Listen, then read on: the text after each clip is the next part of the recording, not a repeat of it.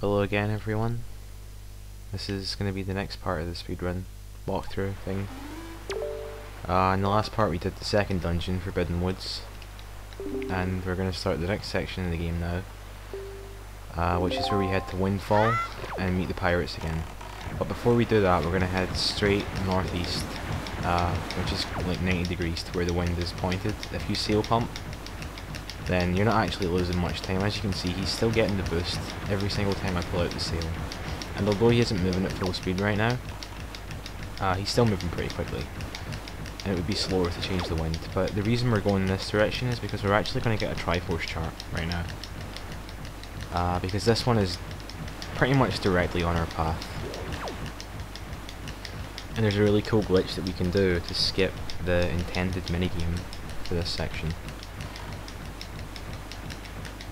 If you've played through this game normally before, you'll know how irritating this is. It's the one where you have to like control the seagull with the pair and hit a bunch of switches or something to open a gate, and you go down, you fall in the hole, and you get the Triforce piece in, the Triforce chart in there.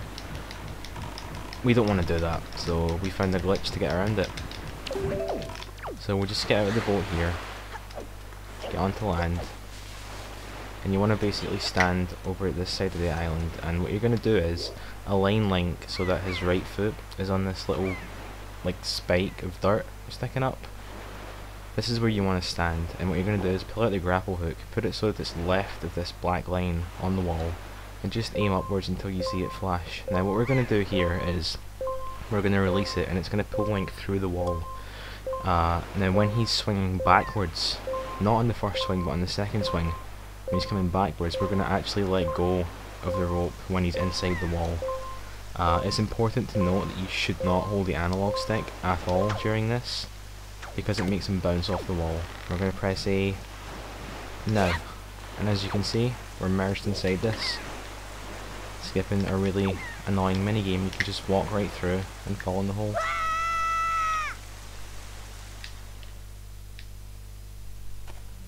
So now that we're in here, we're just gonna roll up here and play the song.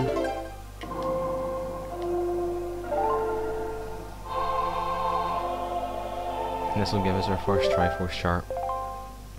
Not too bad, getting a Triforce chart just after the second dungeon. I'm sure you didn't do that on your first playthrough. We're gonna do a save warp after this because the gate is still down outside, and although you can grapple your way out because you can still reach the thing through the wall, it's slower than simply doing a save warp. But before that, we're going to put a leaf here and put our items like that, because the next thing we're going to need is the leaf after our lengthy sailing section. But yeah, we're back outside now. One Triforce chart up. Ugh, I always get those words mixed up. Chart and shard. Anyway, jump back in the boat and just follow the wind's direction. Now we're going to go perfectly northwest, because what we're going to do now is we're going to place the pearl that we actually just got from the dungeon over there, because the island where you place it is directly on our path too, and this will skip even more sailing later on. A lot of people don't really know this, and I didn't know it until I started speedrunning the game either, but like, you don't have to wait until you have all three pearls before you can start placing them. As soon as you have one, you can place that pearl. Like if you get Din's pearl after Dragon Risk Cavern, you can actually place that right away if you want to. But the speedrun route is optimized so that we do this for each pearl without really wasting any time. Everything's just sort of falls into place perfectly, which is really cool. Helps cut down on the sailing, which, as we all know, is one of the worst parts of this game. So we're approaching the island now. Just gonna pull out the Wind Waker to stop the boat and jump out. Just do a few jump slashes to get up these ledges, and yeah, place the pearl. It's turning to morning already. I guess I took a little longer than... Of course, I stood outside the place when I was explaining it, that's why. Normally it turns to morning on the way to Greatfish. But yeah, that's one of the 3 pearls placed already. So, back in the boat, and this time we're going to head straight west.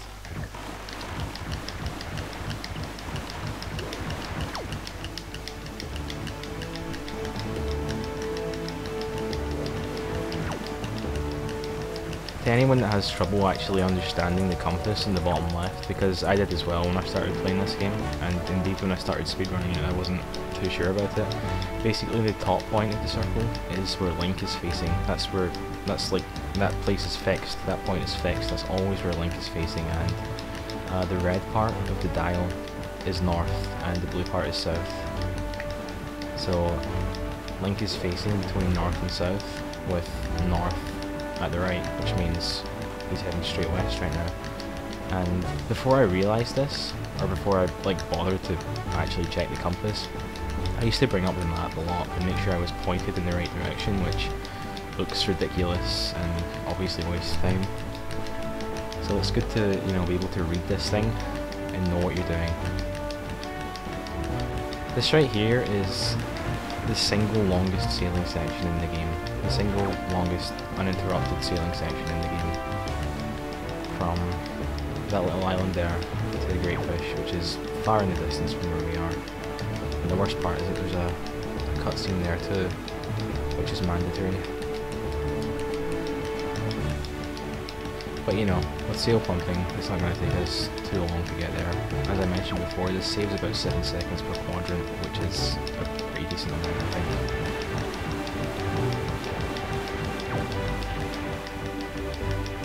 Sometimes when I'm sailing I just like to rotate the camera and have a look around, see all the little islands that we won't be visiting in this run. There's a lot of interesting stuff in the ocean. A 100% run would explore a lot more of it.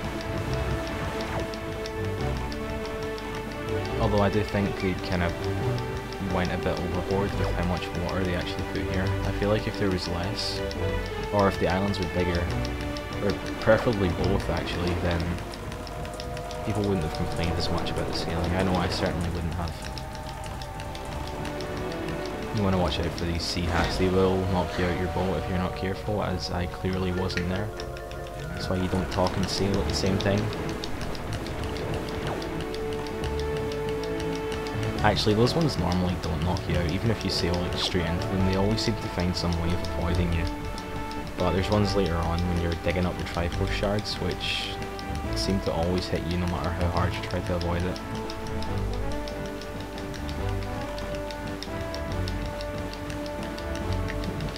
So yeah, this video unfortunately is going to be mostly sailing and cutscenes. The only real trick that I'm planning to show in it is the one that I've already shown.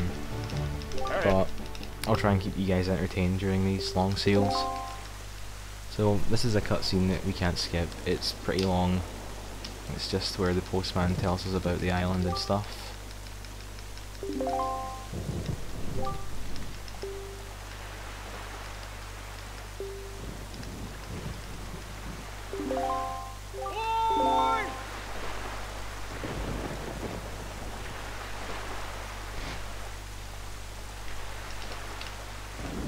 It would be cool if we could just like fly around with him instead of sailing everywhere. It would be a lot quicker.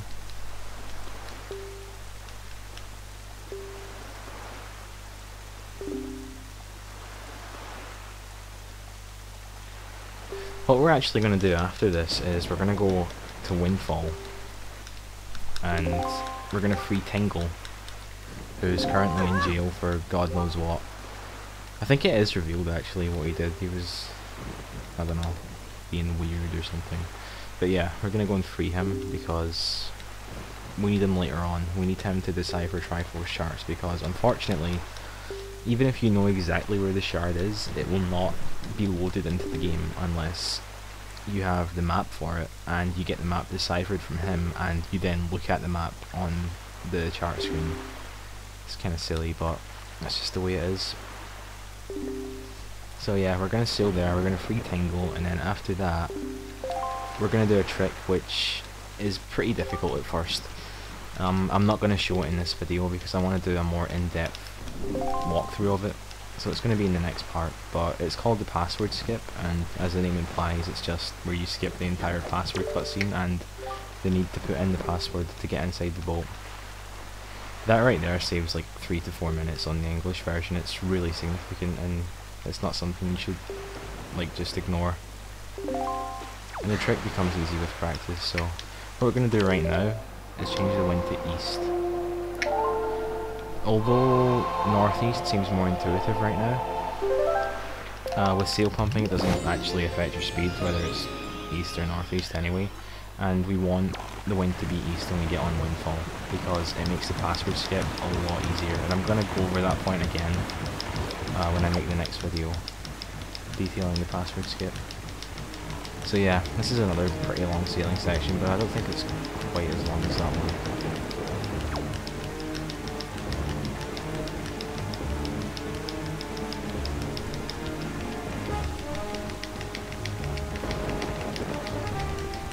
There's Tingle Island in the distance there, right behind the sail. Can't really see when it's dark, but yeah, there it is. That's eventually where Tingle's going to go. That's where we're going to meet him to get him to decipher our charts. These little cyclones on the ocean can be a pain. I think I mentioned it before, but like if you sail into one, they just sort of flip you 90 degrees or something. It's a minor time loss. But they're usually pretty easy to avoid. And you can see the shark right ahead of me. Sometimes during this particular sailing section, they will give you trouble, but I don't know, there's definitely an element of randomness to it, like there is with a lot of enemies. But yeah, a lot of the time the sharks just try to attack you but miss you by quite a bit, so I don't know.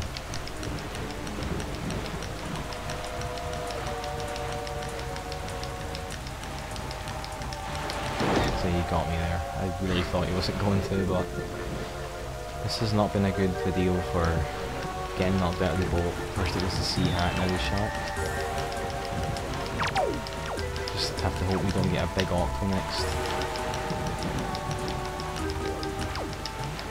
That happened to me in a run recently, actually. I was sailing along somewhere and the big octo got me. Oh yeah, that's actually, I forgot about that. You can do a jump to jump over the sharks, which, I mean, it's slower than sailing, but it does protect you from getting knocked out of the boat, so...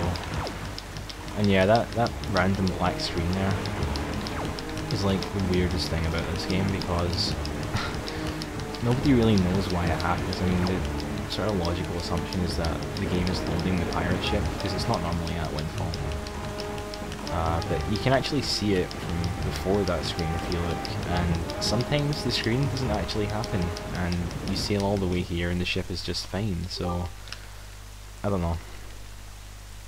I think it's probably to do with how quickly you get here. If you get here really quickly, the game has to stop and catch up.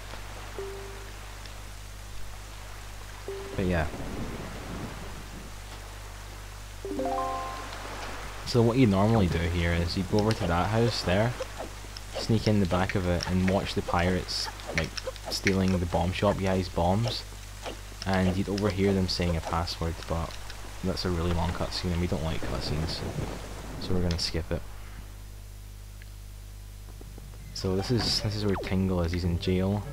We're gonna free him by standing on this switch. You can actually do 2 side hops from the door straight onto that switch, but I don't know, sometimes the pots troll a little bit and you don't actually land on the switch, and it's just frustrating. So I just walk over there. Anyway, yeah. Tingle's free now. He's going to give us the Tingle Tuner. If this was a run which used the Tingle Tuner, we would actually free Tingle the first time we came to Windfall, so that we could use it in Dragon Roost Cavern, but we're playing tunerless because I feel like it's a more enjoyable and easier category. Well, not easier, but like less. You don't have to mash as much, basically. And yeah, it's more like what I'd recommend to someone that wants to learn the game. But I've covered all of this already. He also gives you a chart, which is completely useless to us because we know where his island is, and I'm pretty sure that's all that's on the chart. Tells you where his island is. He sends you another chart in the post later on, which tells you where the Triforce charts and shards are. That one's pretty useful, but of course we're going to skip that because we don't need it.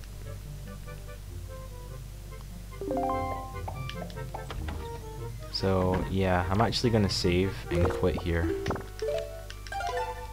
because there's nothing else that I want to cover in this video. As I said, the next thing coming up is the password skip, and I feel like it's complicated enough of a trick to warrant its own part. So the next part is actually going to show the password skip in detail, and Nico's second minigame, which is a lot harder than the first one, and us getting the bomb chest. And yeah, see you guys there. Should be up in a few days, or maybe tomorrow, I don't know, we'll see. Anyway, see ya.